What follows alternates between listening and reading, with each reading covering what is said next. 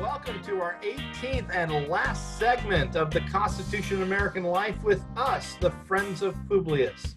We have come to the end of our roundtable conversations based upon the question posed to students involved in the We the People program for the summer-fall of 2021. Just FYI, by the way, this coming weekend, the Friends of Publius will be meeting together in a weekend bonding session to plan for the winter-spring episodes of the Friends of Publius and the Constitution of American Life. I imagine the most interesting item on the agenda, other than fighting over the menu, because I would like tofu and veggie burgers, and Mr. Moore wants brought breakfast, brought lunch, brought dinners.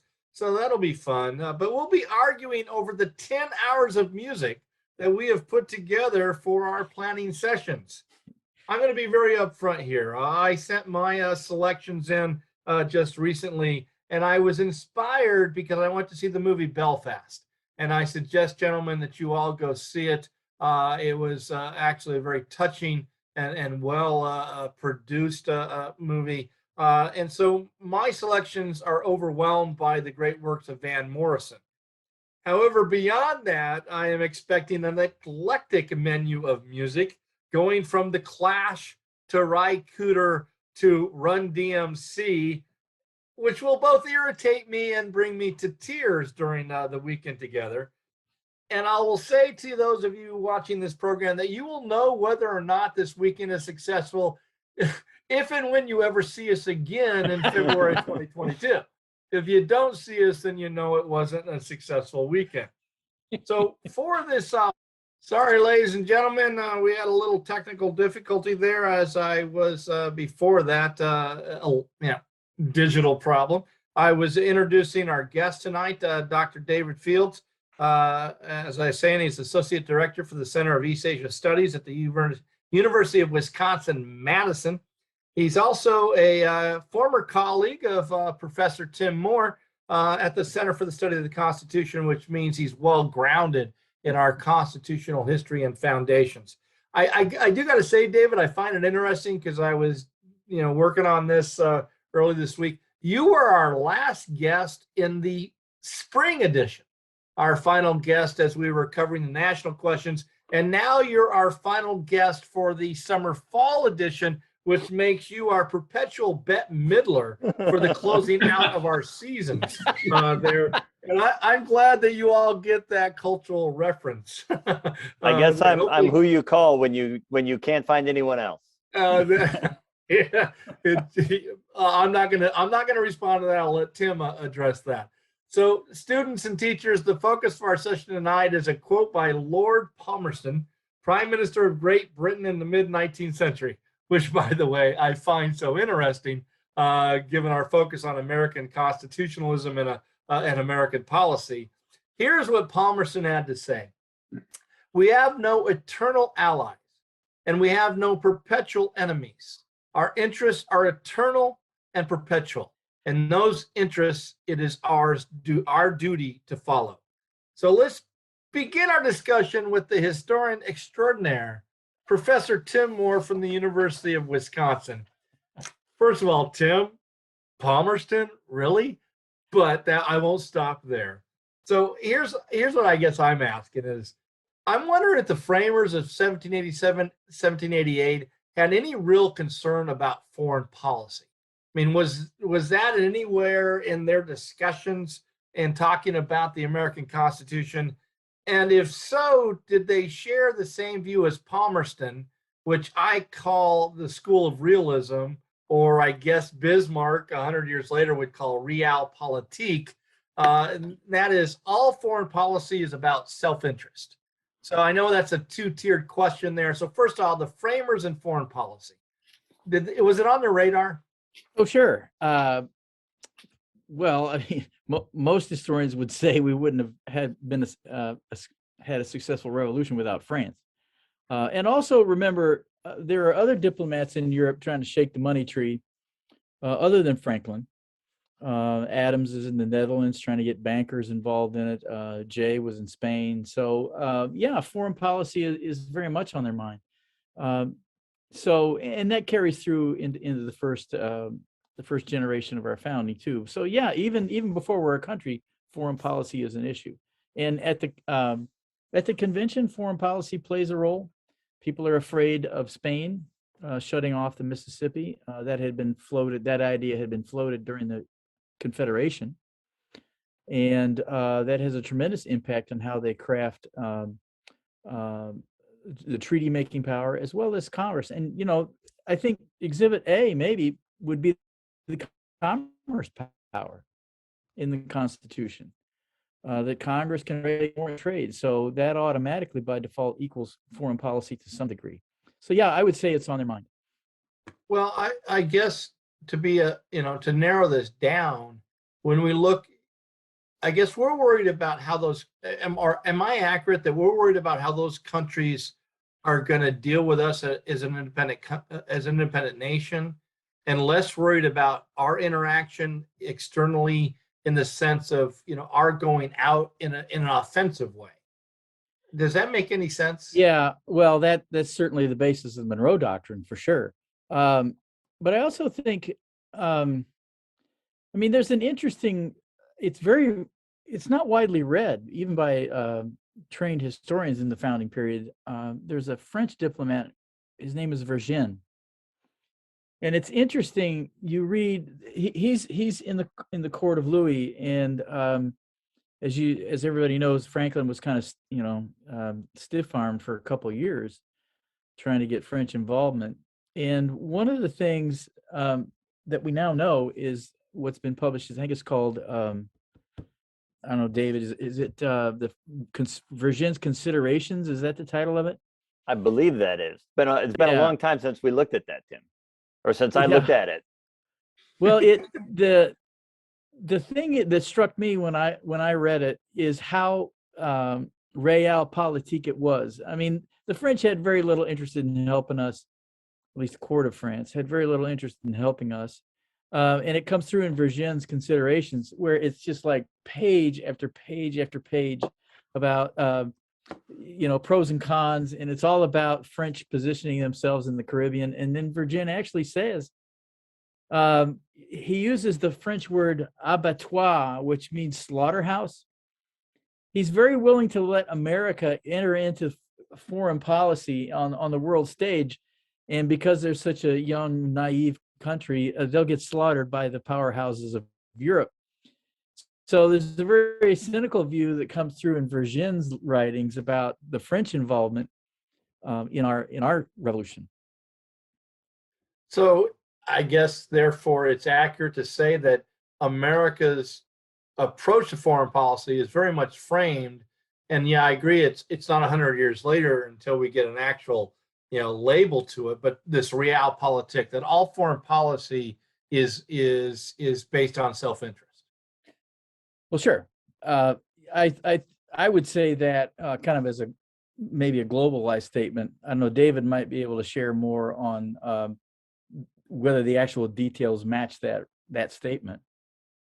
Well, David, I'd like to ask you, before we get to some more specific things, is, to me, there's two views of American foreign policy since the inception of the Republic, and I'm wondering which one you would say is more accurate.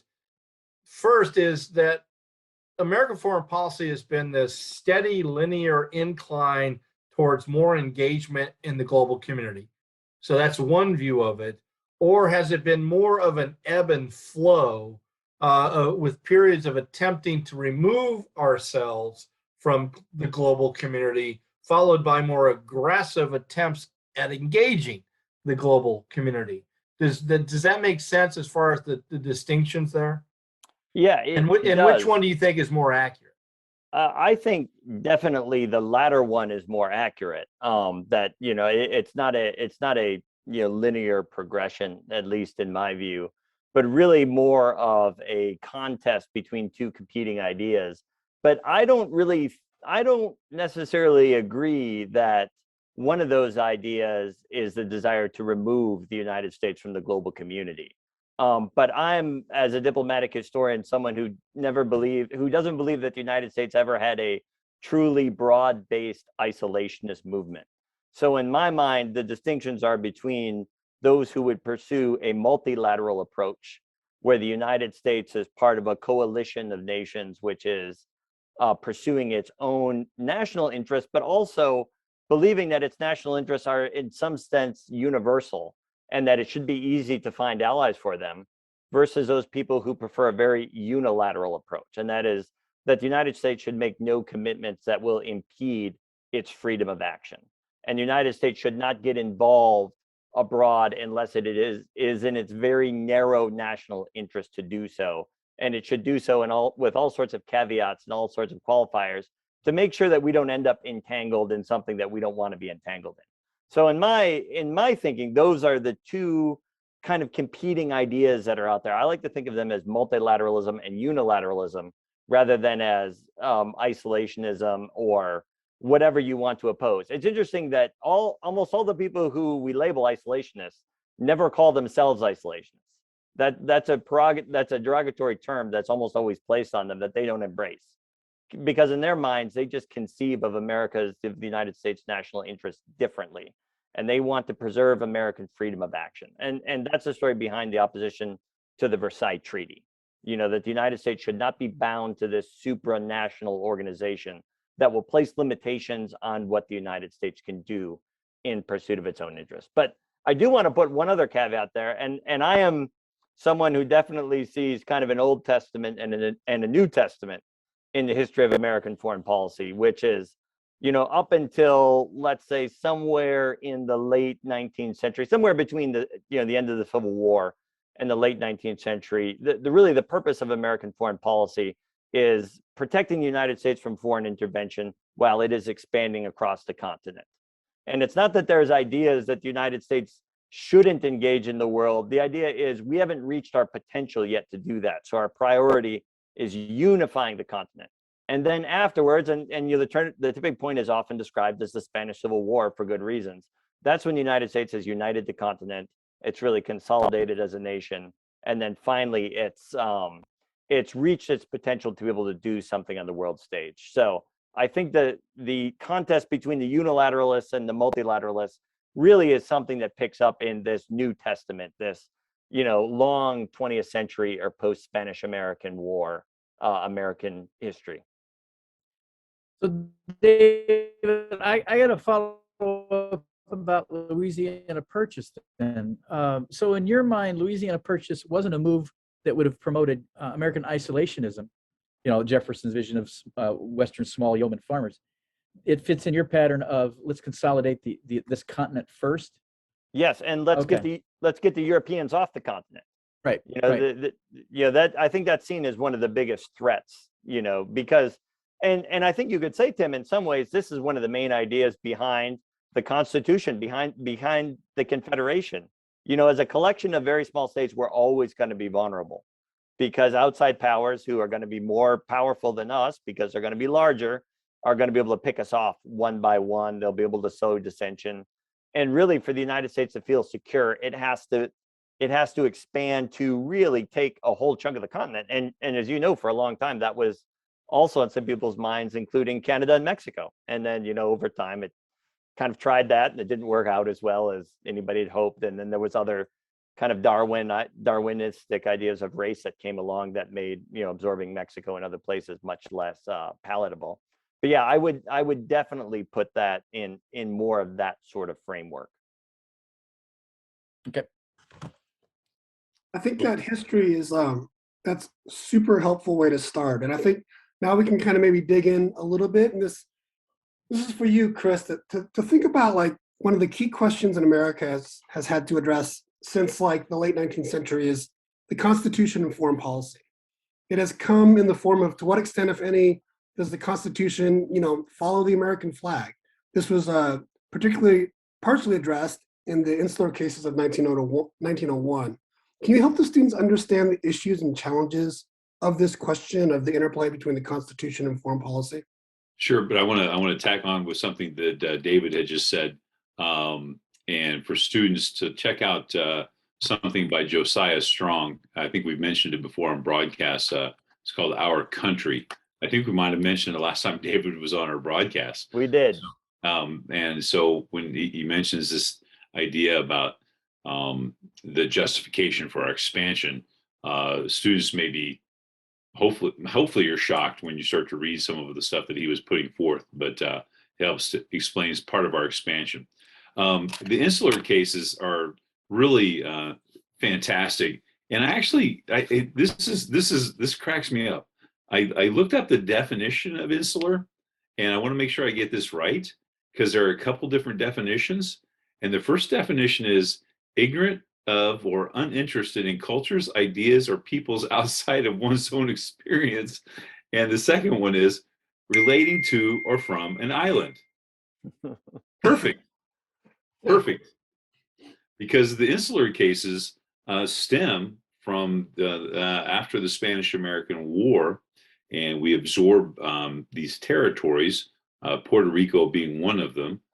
We actually have 5 now territories outside the United States, and a good trivia question to see if you can name all 5. But there are a series of cases that began in 1901, and it's depending on, the point is like, let me see if I get the right cases. Downs versus Bidwell in 1901, and it deals with the idea of paying imposts on goods shipped from Puerto Rico.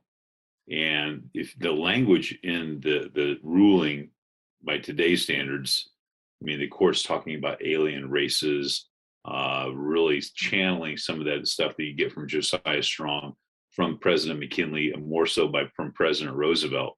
But some historians would say 6 cases, half a dozen cases, up to 24 cases, where trying to decide whether or not the Constitution follows a flag. And in most of the cases, it does, but in a very qualified sense, right? And I also would like to go back to something by Senator Henry Cabot Lodge, who was very much in the play at this time. He said commerce follows the flag, which I think is an interesting idea, because that really kind of helps explain this need for American empire, right? So the idea, if we can plant the flag, if we can control a place militarily, we will be able to profit from that control. So I'm not sure if I'm addressing the actual questions, but the insular cases were a series of cases starting 1901, and whether or not these folks are they protected by the Constitution? Well, are they? Well, yes and no, depending on. Can I ask it this way, Chris? I'm wondering, especially because this isn't until 1901. Is there some conflict or confusion between the insular cases and the 14th Amendment? I mean, if these people are under American jurisdiction, doesn't the 14th Amendment apply as far as equal protection? Well, wait, the 14th Amendment doesn't even apply to huge chunks of folks living literally on our turf. So I don't know why it would apply to Filipinos. Well, I mean, wait a minute. What do you mean it doesn't apply to a bunch of people living on? You talking about Native Americans? Wait. Native? Are you talking about Native Americans, Tim? No, I'm talking about African Americans who were supposedly... it applies. It applies. It doesn't apply the way you want it to apply. Well, right. But where the rubber meets the road, there's no application in the Philippines to rights or anything of that nature. But the 14th Amendment says jurisdiction.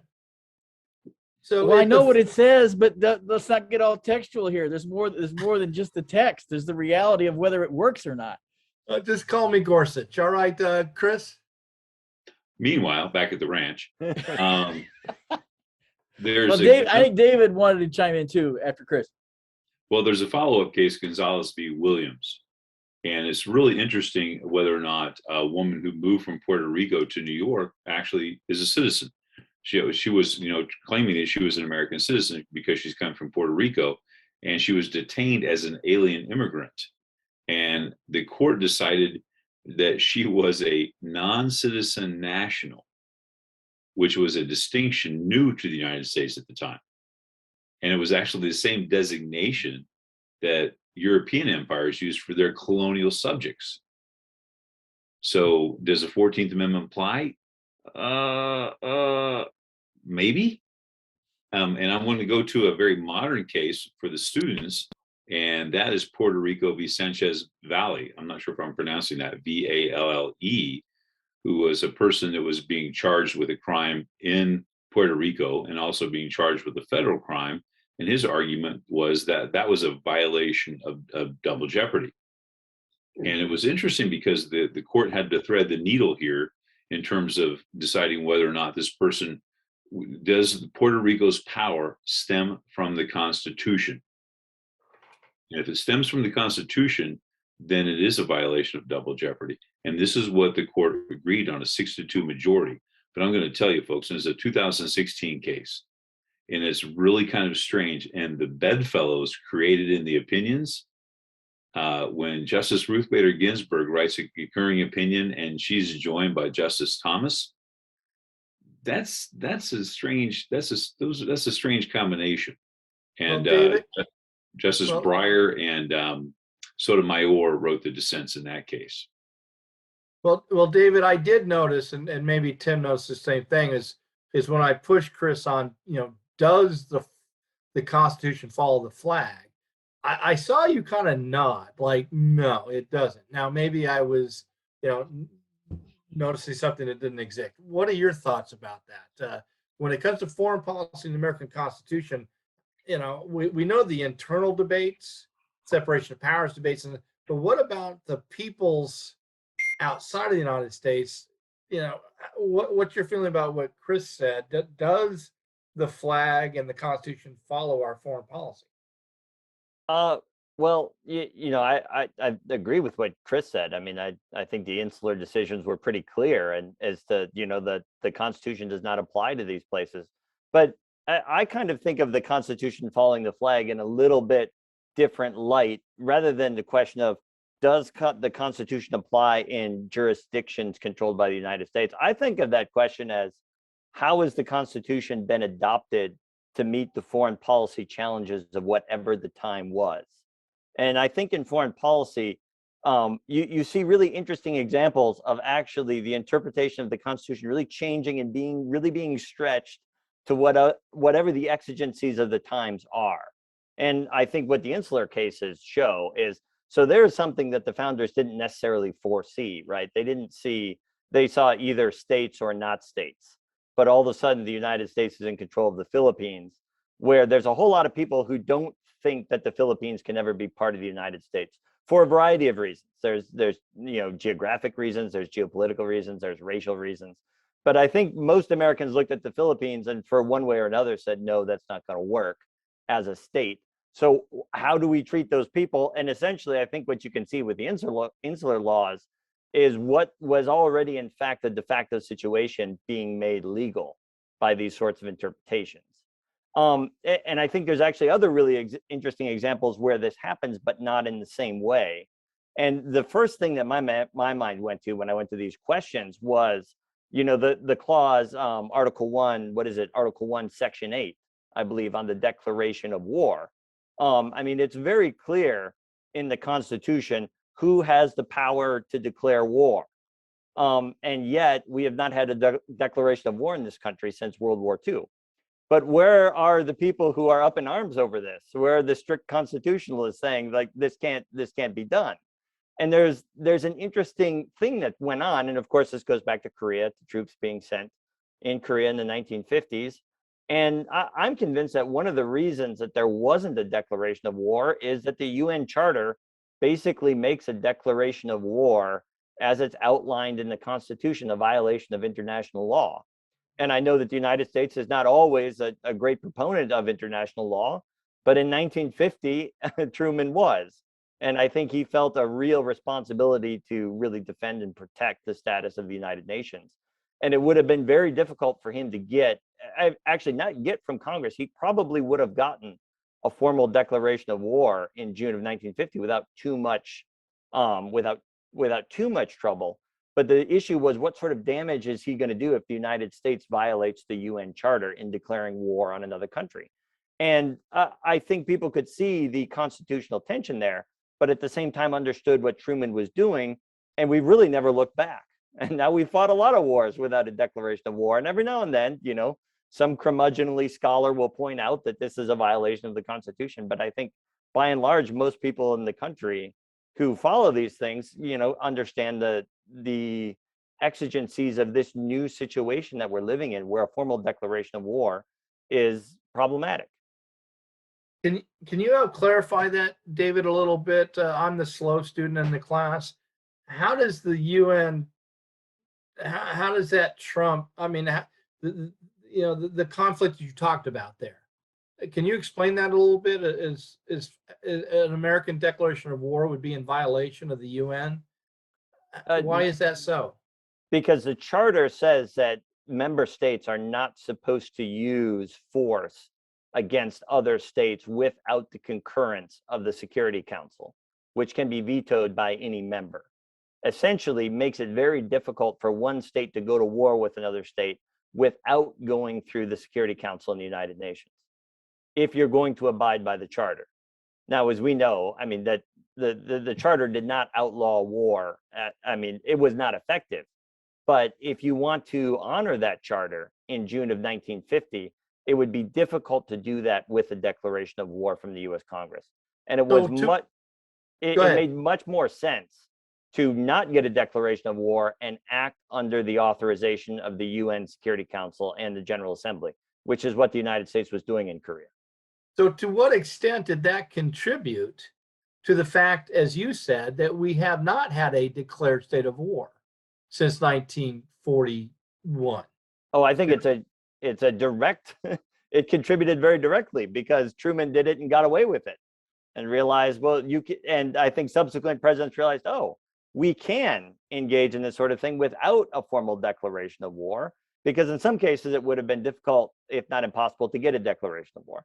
And at the same time, you would have that issue of potentially being in violation of the United Nations Charter. Again, some administrations have really cared about that, some have not. Chris? I just want to clear up some things. The last time we had a formal declaration of war was 1942 against some allies of Nazi Germany. That was it. Also, Russia was boycotting, the Soviet Union at the time was boycotting the Security Council because we were blocking the admission of Communist China. So it was much easier for the Security Council to get through the action, or what they called the police action. And Truman knew that at the time. And it might have been, I might disagree with David on this, because it might have been tough to get a declaration of war, given the fact that we're just a few years removed from World War II. And I'm not sure that the American public was ready to go back to the table to fight a former ally in a way that we did in Korea. And I want to wrap this up too with a case, Boumediene v. Bush, 2008, which is one of the terror cases that, because we had concerning Guantanamo Bay, and Justice Kennedy is, in his opinion, really interesting language. I wanted to make sure I get this right. It may well be that over time the ties between the United States and any of its territories strengthen in ways that are of a constitutional significance.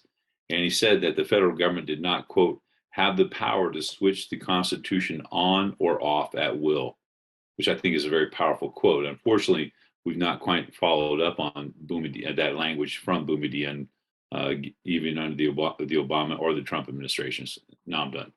Oh, go ahead, David. Oh, I was going to say, Chris, the other place my mind went with this question was definitely Guantanamo Bay. And I think, and I was looking at some of those court cases as well, although I think you probably know them much better than I, but it seems to me they were hard pressed to find a judge who did not see that was at least a violation of the spirit, if not, the letter of the law, in that how can you be holding these people clearly in jurisdiction and be denying them habeas corpus? And I frankly don't understand all of the legislative and legal and political maneuvers that went around several court cases that said, yes, they must have some rights, they must have access to American courts. But I think it's so clear that this was a case where a situation developed, and that is that these, unlawful enemy combatants or prisoners of war, or the poor schmucks who got picked up on the battlefield for being in the wrong place at the wrong time, were brought under the jurisdiction of the United States and then denied, protections under the Constitution. And all sorts of things were done by the legislature, by the Bush administration, to make sure that the Constitution would stretch to cover what they had done. And that's another example that I thought of the Constitution following the flag, not in the sense that the Constitution extended its jurisdiction to where the flag was, but the Constitution being stretched to meet whatever the exigencies of the moment were. Yeah, Justice Stevens, in one of the earlier cases, when someone was trying to claim the writ of habeas corpus, and people are saying, well, it doesn't apply here because this is foreign territory. And Justice Stevens was a little incredulous in his opinion, saying, if we don't control our own naval base, what do we control? So, Mike, I'm sorry, go ahead. No, I just want the students to realize that that's such an interesting point about the UN as a constraint. But I wanted to point out, I mean, this also aligns with just the growth of the president from maybe Theodore Roosevelt, right? So I can think of numerous occasions before the UN came into existence where presidents ostensibly put us into war without asking for a declaration of war, right? I know we want to talk about Wilson, but we invaded Haiti and there was no declaration of war to invade Haiti. We were doing that for other reasons. So I think it's super interesting to think about the role of the UN, but I think that presidents before Truman were testing the limits of their power. And as you said, David, I think quite well, you know, they could see they were getting away with it even before the UN was there. I think the UN, though, definitely puts up another constraint that they're going to be concerned about. So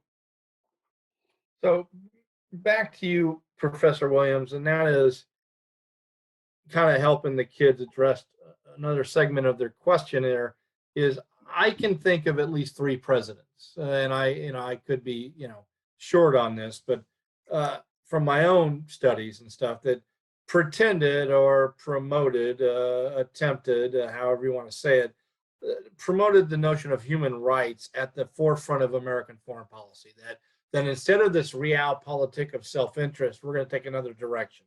Woodrow Wilson and moral diplomacy, FDR and the good neighbor policy, and Jimmy Carter with his emphasis directly on human rights. I'm just curious, what's your take on these approaches and these administrations? And do you think they were successful in moving the United States away from raw self-interest? No. I mean, I think that it's a super good question. I can come up with many more examples of presidents who have claimed to put us into harm's way for human rights or for the promotion of democracy, other than Wilson, FDR, and Carter. I think those, definitely Carter and Wilson, have come to be known for that because they put it out in front when they were elected that this was going to be their policy. But I think what the students need to think about is just, there's all this literature out there in the political science world about what motivates countries in the international spectrum, and what is that area like? Is it just anarchy where everyone's just after their own self-interest and there's going to be war and very little cooperation? Or do we find so much cooperation that we should see cooperation and the promotion of value something that is there more often? Or is there other things going on? All these theories kind of can be applied to different scenarios, right? And you can see how it would be used and how it could explain something. So I think that presidents and the American people oftentimes compare the last conflict to the current one to make decisions on foreign policy, right? I think that Wilson was responding to an age of kind of explicit empire building. And to come up with a reason for that, we want to promote democracy because it's good for commerce and it's good for our safety. I think Carter is responding to a time of the failures of Vietnam, and he's trying to sort of help America's reputation in the world by putting out a foreign policy that's going to be based on the values of human rights or the values of democracy. But I just listen to this quote, and maybe all of you know who said this, but this is for the students. This is from a president. The survival of liberty in our land increasingly depends on the success of liberty in other lands. The best hope for peace in our world is the expansion of freedom in all the world. And I'll stop there. And I'm sure all 4 of you, we all know that was President Bush in his second inaugural, talking about his foreign policy after the war on terror and to justify the war in Iraq. So the final thing I want to say here is whether it's rhetoric or reality, I find it super interesting that presidents will at times appeal to the promotion of democracy. I think we should be asking the question, why is that an appeal they feel is necessary?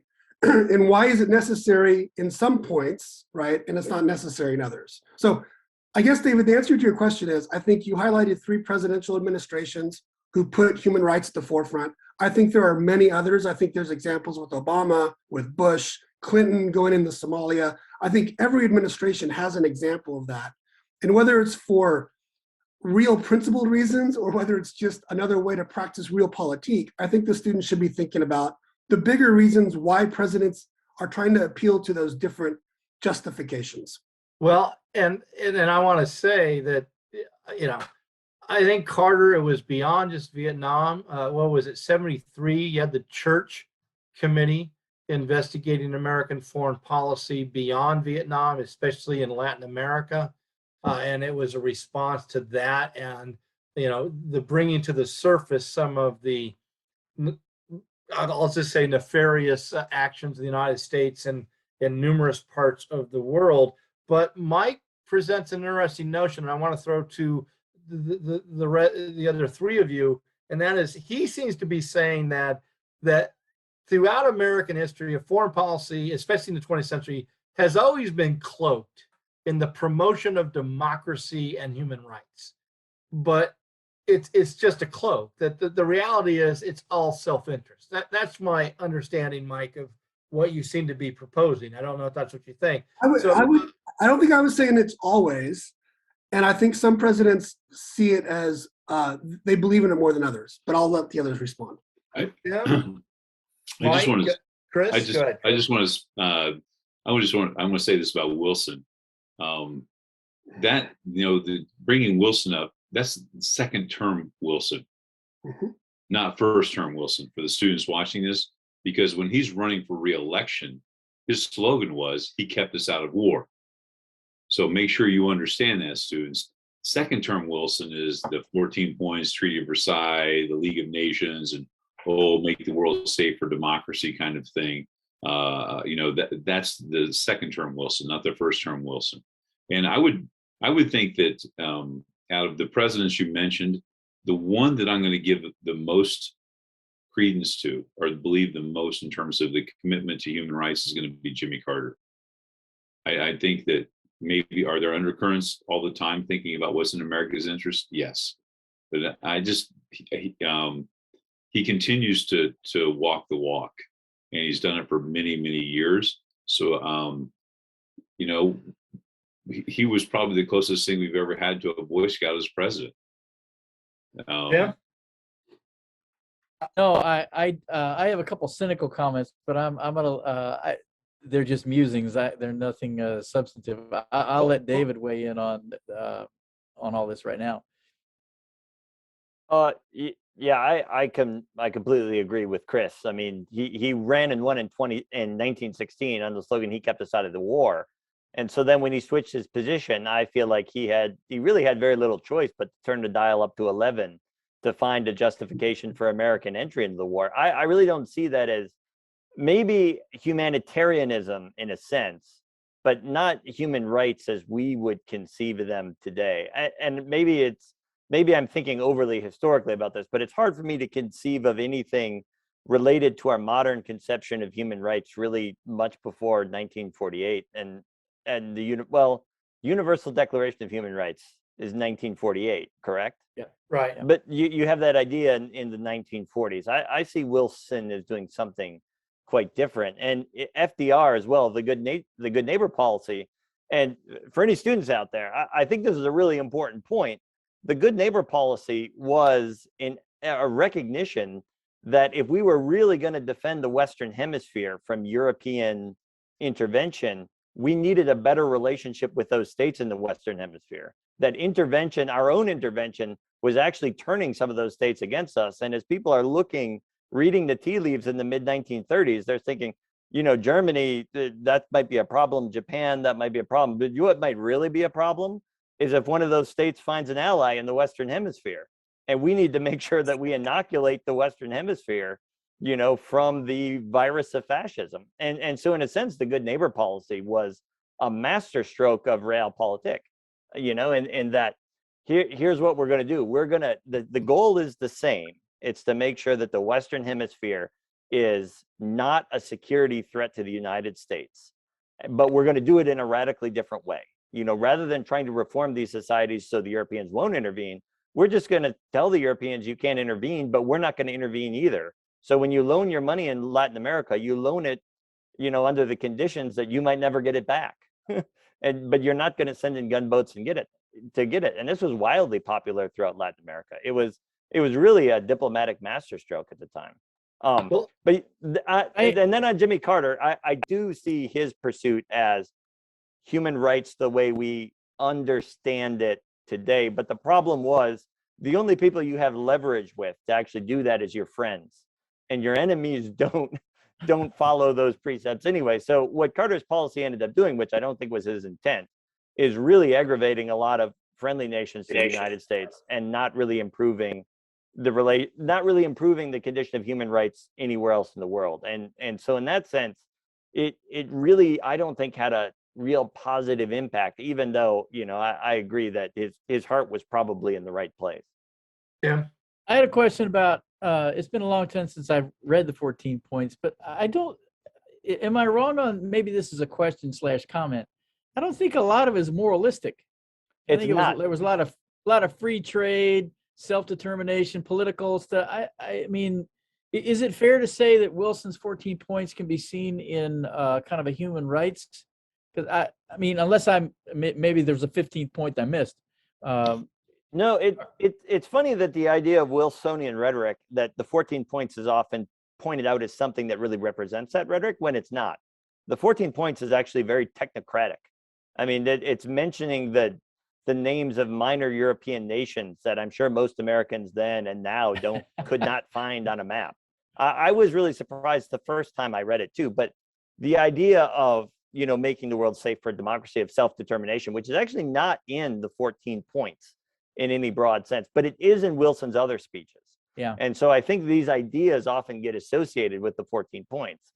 And this is for students out there, this is why you should always go and actually read the documents. And it's easier now than ever before. I mean, you can Google almost any document and actually pull up and read what it says. And sometimes you'll be quite surprised that you might get an entirely different impression from that document than you hear other people talking about. And it might be because you're right and you're reading it correctly and they're wrong. You know what? Go ahead, Mike. I just want to, because it's just interesting to think about how these different theories come about and how they become predominant, right? And while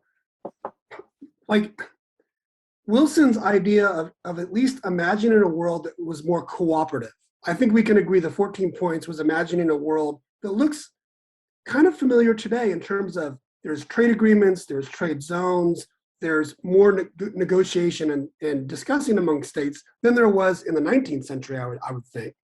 And out of this, and then through the interwar period, and that is when this idea of the realist or realpolitik in political science, this is when they come up with their theory. And they're doing it in a lot of ways to say, look, you see, Wilson had it completely wrong. We can't live in a cooperative world. It's dog eat dog. It's raw interest versus raw interest. It's anarchy. And we got to look out for our self-interest and not worry about it. I mean, that's that school of thought that has come to dominate a lot of IR for many decades, right, came out as a response to Wilson's notion that we could be more cooperative. Well, why do you think, to David's earlier point, why do you think we as Americans occasionally like our fancy tickled, I guess, with the rhetoric of human rights? I mean, why is it that presidents occasionally will drop foreign policy there? I mean, is that because we believe ourselves, we believe ourselves to be American exception? Is that American exceptionalism when we drop foreign policy in that bucket of humanitarian effort? It might be, but I tend to, whenever I hear someone bring up foreign policy, or they talk about self-interest, any kind of political behavior, and they bring up self-interest, I'm always asking, okay, how is that self-interest created? Self-interest just isn't something that comes down. it's created by conditions, right? So to me, the answer to your question is there's a school of thought out there called the constructivists, right, in IR. And they argue that ideas are super important and that ideas shape behavior and structure, and that shapes how actors act in the world.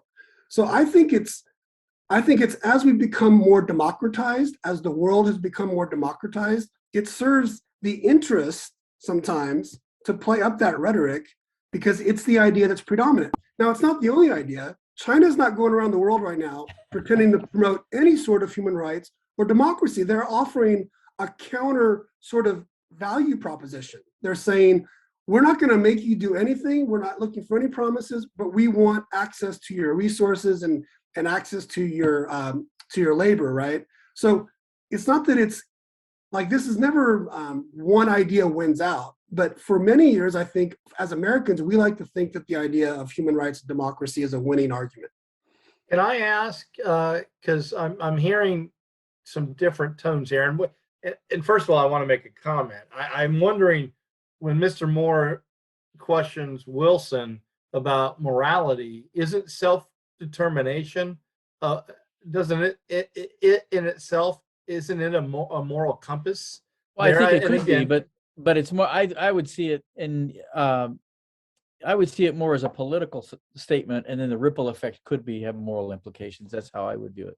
Okay, so what David and Mike, especially because your fields are, foreign policy and international relations, is there a distinction here? Because at one point, Mike, you said, foreign policy or human rights and or democracy. So are those distinguished? Is there a distinction between promoting democracy versus promoting human rights, or are they one and the same? And I'm throwing that out to all four of you to banter about, because I got a little confused in this last 5-10 minutes of whether or not there's a distinction there. So, David, is there a distinction between human rights and promoting democracy? I think absolutely there is. And I'm thinking of right now Narendra Modi and Hindu nationalism, in India. I mean, that's really popular in the sense that there's a lot of Hindus, and they're really proud of Hindutva, and they're willing in the name of that to violate the human rights of other peoples. So I think there definitely is a distinction between democracy and human rights. They're not necessarily the same thing. I also find it helpful when I'm thinking about American foreign policy interests, this idea that historian Elizabeth Cobbs Hoffman has come up with, in that you can boil down American interest to three things: access, arbitration, and transparency. And access means access to opportunities, all kinds of opportunities. Transparency means it encompasses a lot of things, but it's basically a right to know what people in authority are doing. So habeas corpus would be a kind of transparency. Having open records would be a kind of transparency. And then arbitration, which is when two people have difficulties, rather than going to blows right away, systems being in place that you can arbitrate those disputes and settle them in a timely manner. And now Hoffman argues, somewhat controversial, but I find compellingly, that these are actually not American or Western ideals, that these are actually things that all people would want, even Chinese, even people who would not think of their politics in terms of Western liberalism. They all want access to opportunities. They all want transparency from people in authority, and they all want arbitration. They all want a peaceful means of settling disputes and getting justice. And so in her argument, the United States, these goals have been championed by a number of countries, including the British Empire before the United States, and then the United States. So American foreign policy at its best, on its really good days, is promoting American self-interest, but also at the time promoting values that, dare we say, are universal. Now, at its worst, it might say it's doing that and be doing something else completely different. But I really think she's onto something there. Although when I assigned this book to my undergraduates, to a person, they almost all hate it. And I'm kind of surprised by that. They don't see it compelling at all. And I'm kind of surprised that they're so much more cynical than I am. But that seems to be the case. I just a couple of comments just to listen to you guys. I'm just trying to, oh my gosh, I'm trying to soak this in. And going back to World War I and, Wilson, second term Wilson, and his justification for things. For the students watching, you're probably, Unit 5 students are probably familiar with two cases, Schenck and Abrams. My challenge to you guys watching is to go back and look, see what they actually published in those pamphlets that got them crossways, because they're challenging the reasons for the war, right? They're talking about the reasons for the war was actually for corporate America. And this is why you should not, you should challenge your selective service or the draft at that time. This is what got them in trouble with the Espionage and Sedition Acts. So look at those pamphlets, because that's an interesting thing. And self-determination is a wonderful thing if it were really true. And I'm going to go to the Truman Doctrine. When you think about the Soviets kind of rattling Greece and Turkey's chain a little bit during the beginnings of the Cold War, and in the Truman Doctrine, Truman writes about self-determination. Nations must be free to work out their issues on their own, free from outside influence. And this is why we need to get involved here. But as students should well know, we were absolutely pulling chains during the Cold War in terms of putting people in power that were going to be anti-communist. All you have to do is look at Iran. All you have to do is look at other places within the Middle East to say that we were, self-determination as long as it's what we want. All you have to do is look at Vietnam. All self-determination is as long as it's in our best interest. So this kind of goes back to Tim earlier saying, yeah, you can write the words on paper, but look to see what actually happens. So that's David, I am curious, and I'm sorry I had to step out for a minute, but do you think the American public makes a distinction between promoting democracy and human rights? No, certainly not all of them. Well, yeah, okay, thanks. I mean, speak for the Americans. the number of Americans who follow, foreign policy closely is fairly small, and so I think, yeah, there's any number of my fellow countrymen who you don't think about such things at all. But I think all you need is a few examples to realize, no, there is a very clear distinction between democracy and human rights. I think probably the tendency is to collapse them both together as good things, and Americans tend to think of them as good things and as values that we want to promote. But I think clearly they're different. Wasn't that forgive me if I'm a Philistine here, but there was this fascinating book a while back written by Amy Chua, who said, you better be, if we're promoting democracy in other places, we better be very, very careful, because there are majorities there that aren't interested in the same kinds of democracy we might be wanting to promote. Is that similar in this democracy versus human rights distinction? That you could have majorities that are all into democracy for the purpose of really squishing other people. Exactly.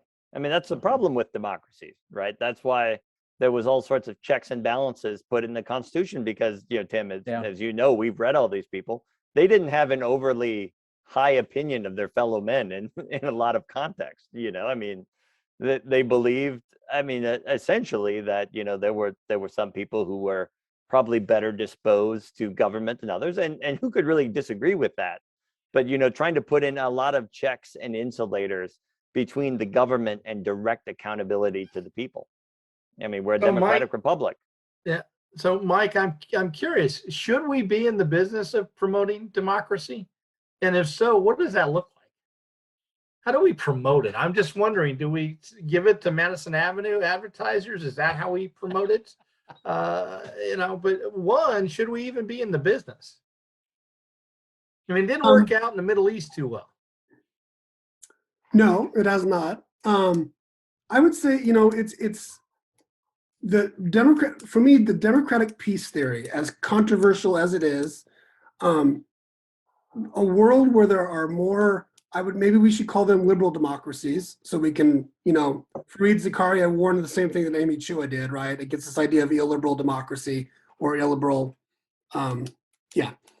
So I think that there is evidence that people are better off in terms of trade, in terms of safety, in terms of security, in terms of living a quality of life, And so yeah, I don't think it should be off the table, right? But I'm not sure I would, if I were in an administration, I would be urging a president to put human rights and the promotion of democracy elsewhere as the number one priority for our foreign policy. But should it be on the table? I think it should be on the table. How do we do it? There's a lot of interesting evidence out there that the best things we can be doing in terms of promoting democracy is not focusing on elections at all. It's focusing on building up the infrastructure of bureaucracies within the state. Like, how do you do tax collection? And how do you prosecute corrupt officials in a way that you can get convictions? Our State Department in the 90s and early 2000s, I think the program is now no longer there, but they would send down their best and brightest down to countries in Africa and literally teaching, one case was Malawi, teaching litigators in Malawi how to collect information and how to pursue corruption cases. Because to them, the idea was if you can do that effectively, that's going to support democracy more than holding an election every 4 years. So I think there is a role for it, but I don't think it should be the only thing we're doing. So, David, would you agree that America is in a major period of fluctuation and change regarding our foreign policy? I mean, again, and I go back to the previous administration, which seemed to reject 60, 70 years of American foreign policy principles. And maybe this administration is trying to bring them back, but it does seem that the world landscape has changed a lot. And so are we in a major period of fluctuation with our foreign policy? I really think we could be, but I don't know yet. And I feel like when we'll know is we'll have a pretty good sense in 2024 when we're looking at the next Republican platform. What foreign policy platform does the next Republican nominee run on, and can they win? Because for decades, the foreign policy platform of the Republican Party had been free trade, strong on defense, and a lot of support for alliances.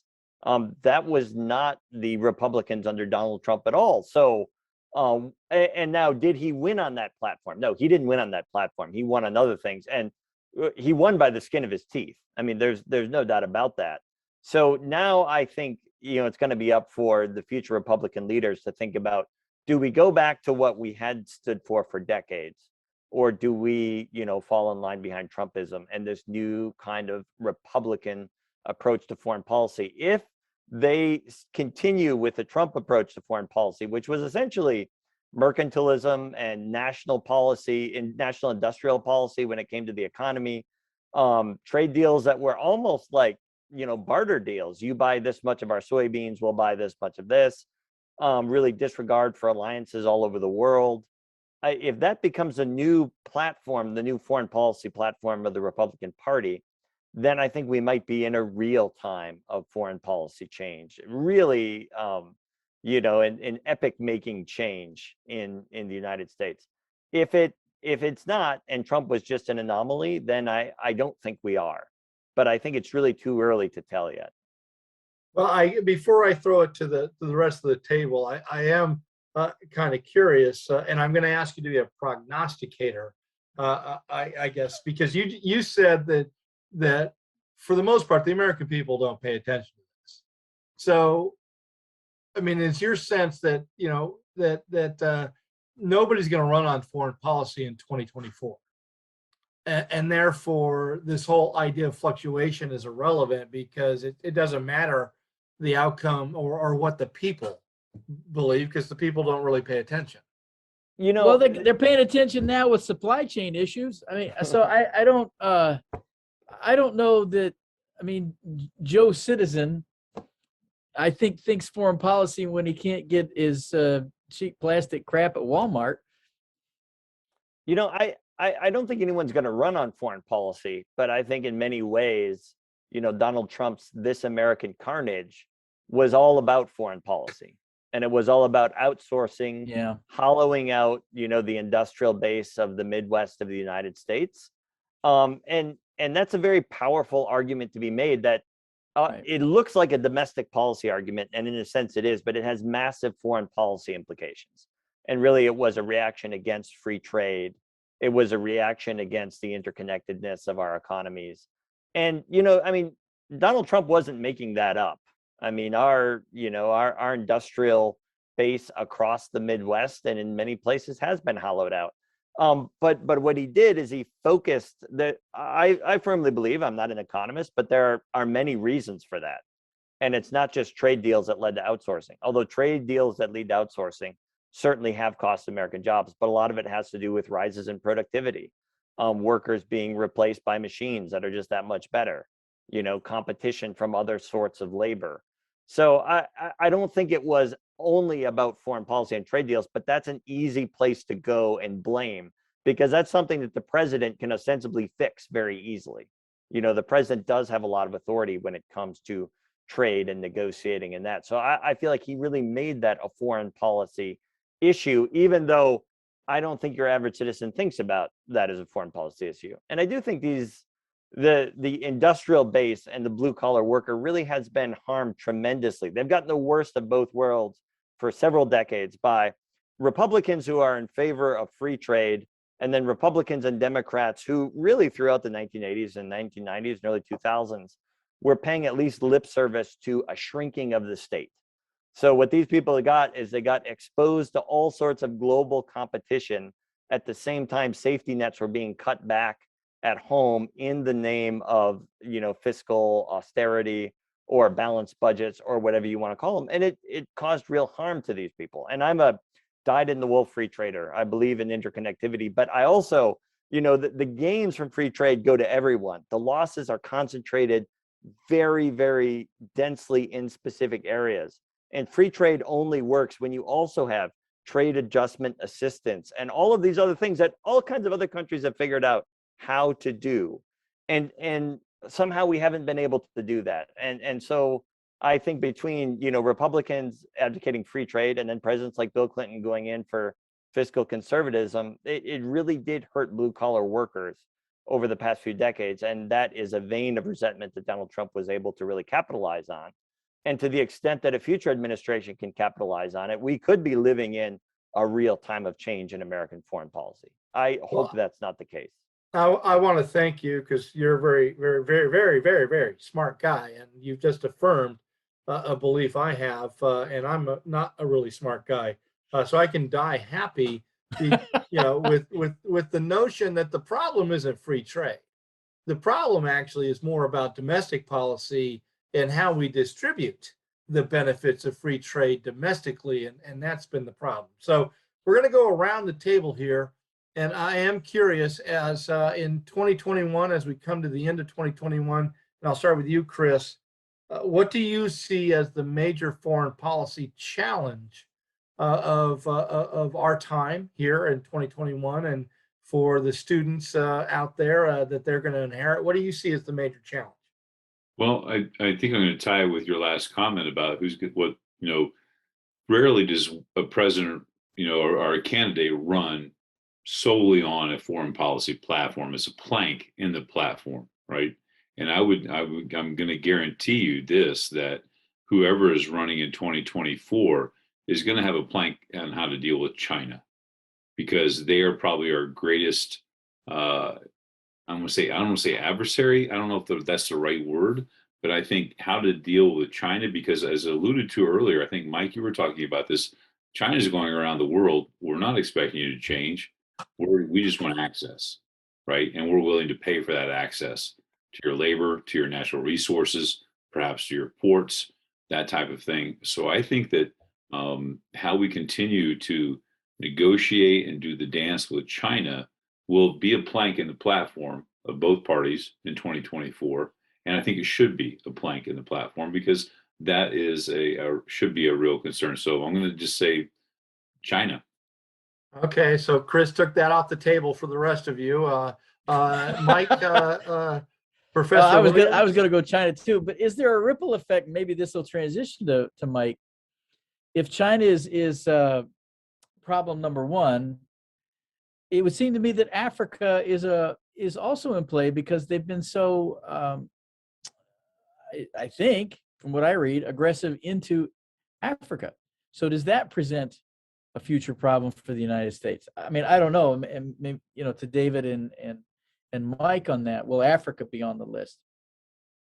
Mike, you're an African specialist. You can respond to Tim, but also if you have another major challenge for this time in history, please add that on.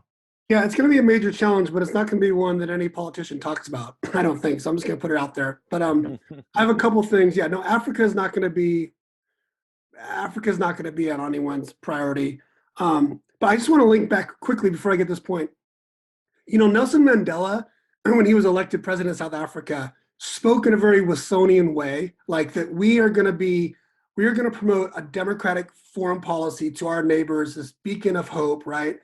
And since Mandela and the successive presidents who've come through, South Africa and China, how do I put this?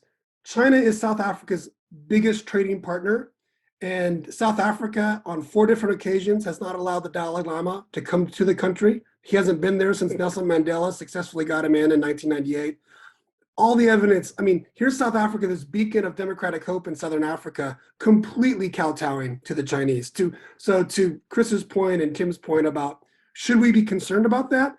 We should. We're probably going to be concerned about it once the die's already been cast. But my point, the 2 major things I think we should think about, I'm not a scientist.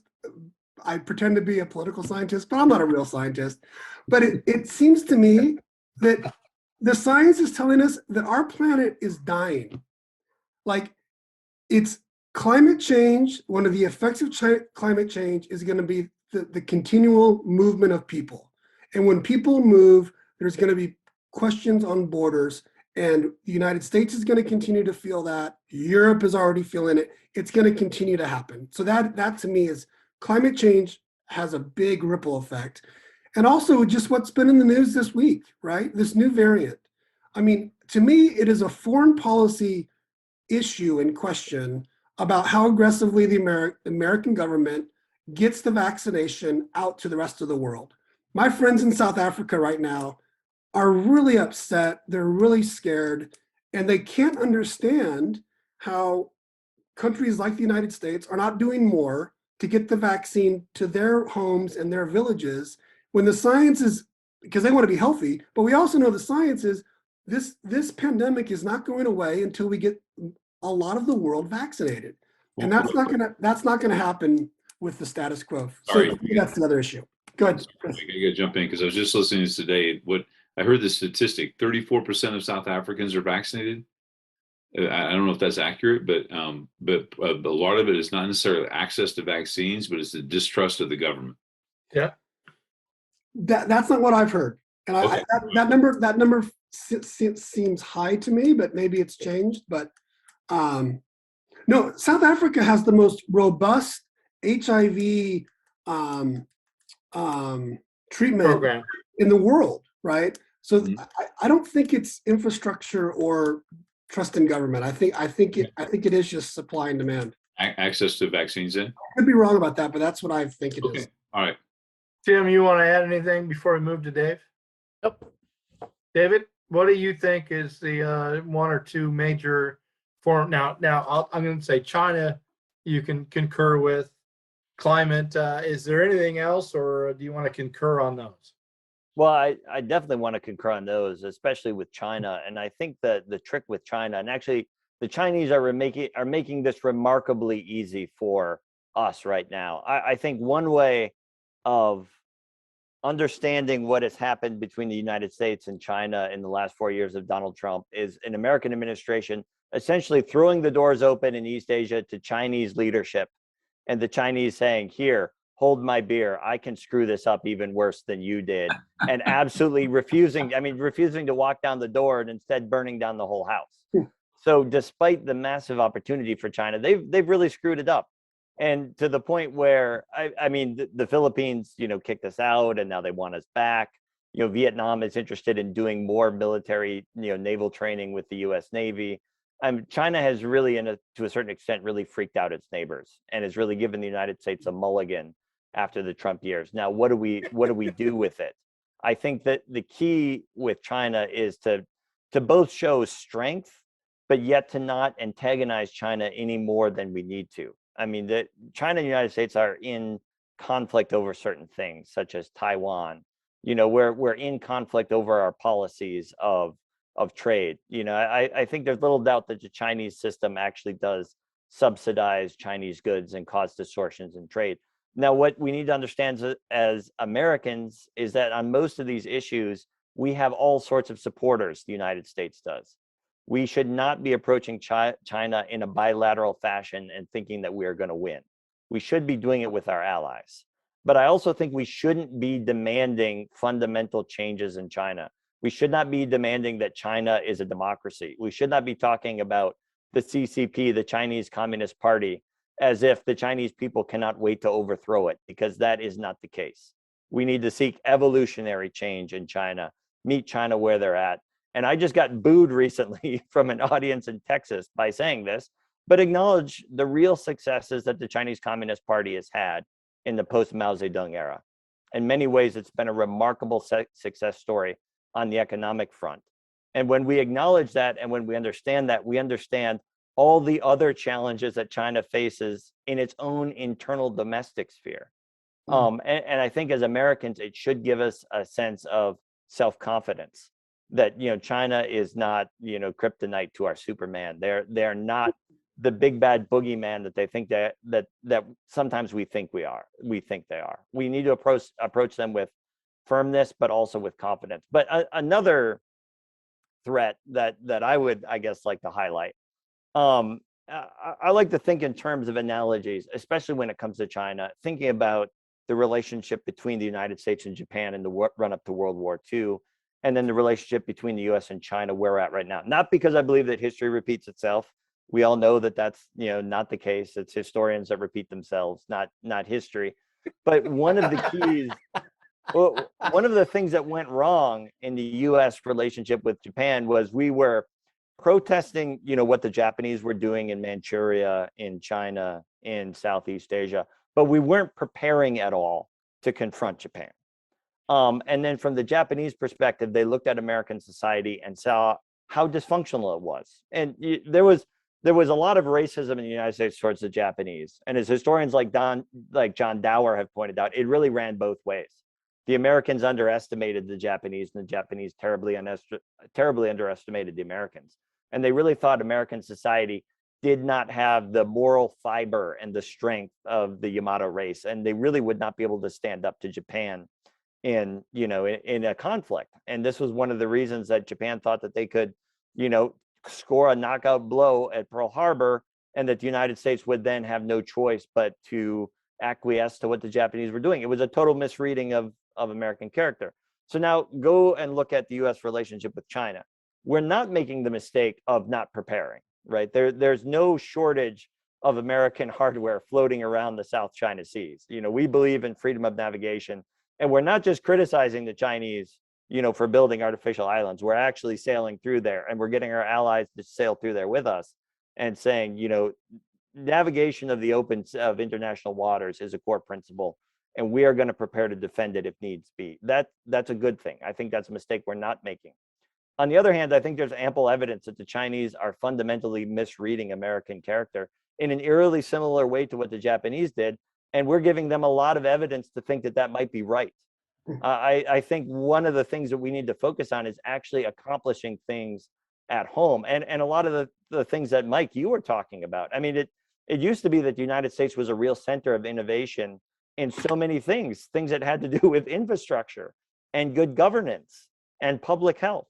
We are not centers of innovation for those things at all anymore. And I feel like to a Chinese citizen who's viewing the United States through the lens of a very biased Chinese media, they're seeing all sorts of examples of American decay and inability to do anything. And I think this is something that Americans also see. I mean, it's just the current state of our politics right now. And I think we need to fix this for a number of reasons. One, because this is the society we want to live in. and two, because I think we need to really counteract this narrative that the United States is a society that can't accomplish anything anymore. Now, exactly how you do that is a really big challenge, but I think this is a foreign policy challenge.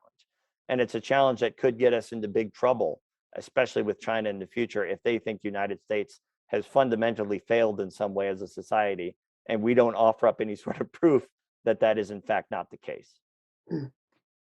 Well, this is one of those subjects in which we need a whole nother hour, because I've got another list of questions, but we're not going to be able to get to those questions. And I will just close with my foreign policy challenges, whether or not we can get the NFL and the MLB to expand even more aggressively into Asia, Africa, and Europe, so that we truly have world championships.